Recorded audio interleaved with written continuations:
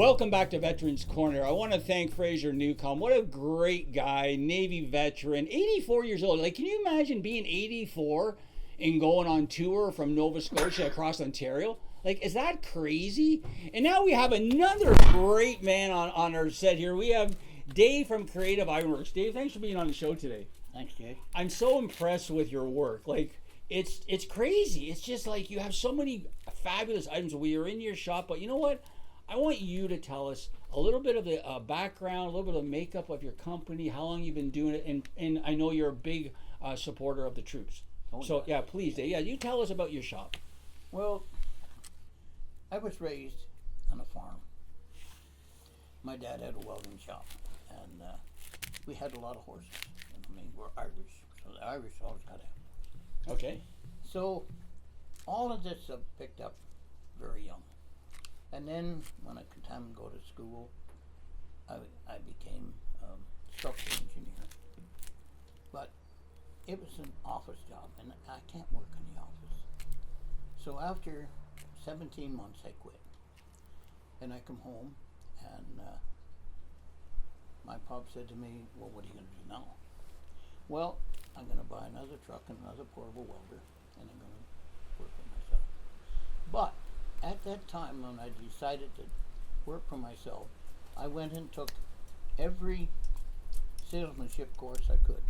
Because if you can't sell yourself, you can't sell your product. You know? That's And a great point. as you know, I like to talk. You know, I like to make friends. I like jokes. And that was probably one of the greatest things that of my education, you know what I mean? So I started originally working on farm machinery, dump trucks, bulldozers, and stuff like that. But I always had one part of my shop that I done artwork in. And I was always interested in the guys that done the sign painting on the doors of trucks. And I love to do that. And so I got into painting doors and cottages and interior and all. And then I got into the horse business. When you say you got into the horse business, what does that mean? Buying and selling and showing horses. Really? And I did it till right up till '05, till my girls grew up and they didn't want horses anymore. Okay. But I've always done the ironwork. And I love woodworking, ironwork. I love stained glass. And it just, when you're handy at one thing with your hands, everything else just falls into place. You know what I mean? And this is what I find in our education system today. All of the trades is eye-hand coordination. Okay. The young people today can't even write their name, It's true. you know. It's true. I took penmanship when I went to school. Man, I can write with my right hand or I can write with my left hand. I got hurt a few years ago and I wasn't going to use my right hand, so I had to use my left hand. But no matter in life what happens to you, no matter how bad it is, if you see the good part of it, you're the winner. That's right. So when I hurt my right arm and wasn't gonna, they said I'd never use it again, I took up using my left hand. Now I can weld with my left hand. I can sign my name with my left hand.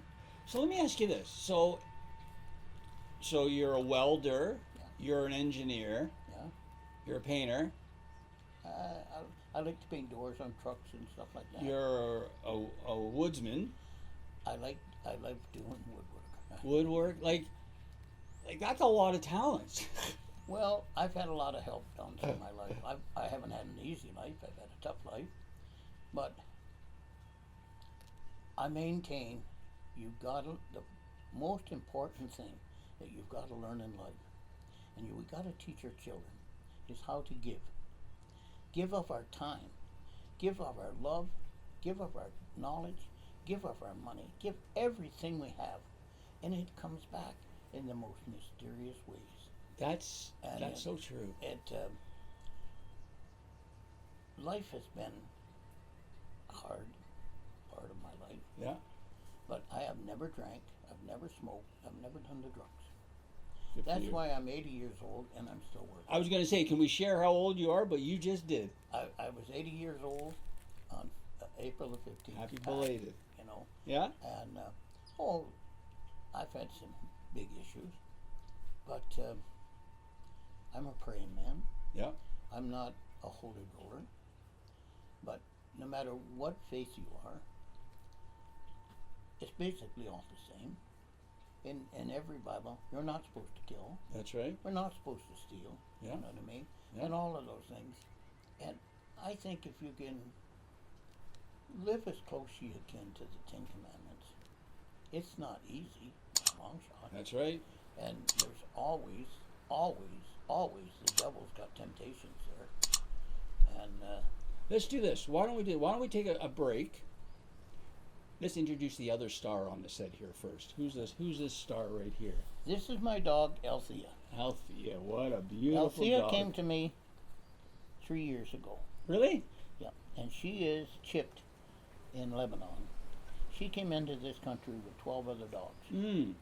This dog was sold originally for $8,700, and then they never took good care of her. Mm. And they phoned the seller and said, "Come and get this dog." So he brought her to me, and she was skin and bones. Mm. And all we done, I said to the guy, "Just love this dog. We don't want to correct her, do anything." And tell us again the brand. She's the a type of- Belgian Malinois.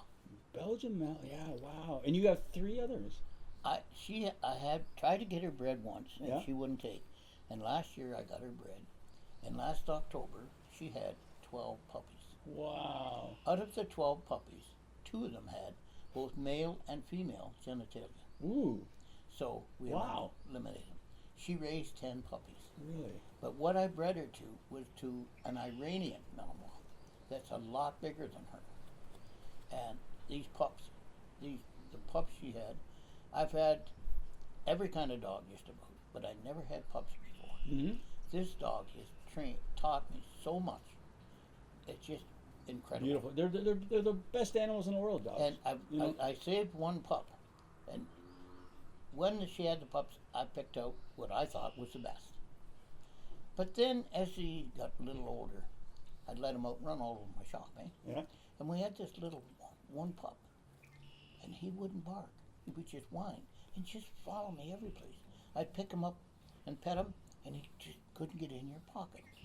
And I'm thinking, man, I'm keeping the wrong dog. So I kept the pup. And what he has turned out to be, nobody can reach out and touch me. Yeah, you're mentioning that. Nobody can raise their voice at me. You don't holler at Pop. Yeah. You don't touch Pop. Yeah. And you don't pick nothing up out here. Or now, he's probably weighs 75 pounds. Wow. He'll take you right down. I'll take you down. So, he's so aggressive. So I'm taking him this week to a trainer that specializes in these dogs. And I talked to 3 trainers, and each one of them told me the same story. This is an exceptionally smart dog. He said, trainers, breeders have bred for years to get a pup like this. I have never done no training on him. Well, this guy's great And too. so I'm sending him out this week because he's the kind of dog I want, Mm-hmm. but I got to be able to control him. Yeah, You know what yeah. I mean? Okay, so let's do this. Let's take a break, and as we take a break, we're gonna cruise some of Dave's shops, and you're gonna see some of the talented merchandise that he creates on a regular basis. Again, you're watching Veterans Corner. We're here at Dave's Creative Ironworks. We're going to take a quick break, and when we come back, we're going to talk about Dave's connection to the veterans. Stay tuned. We'll be right back with Veterans Corner.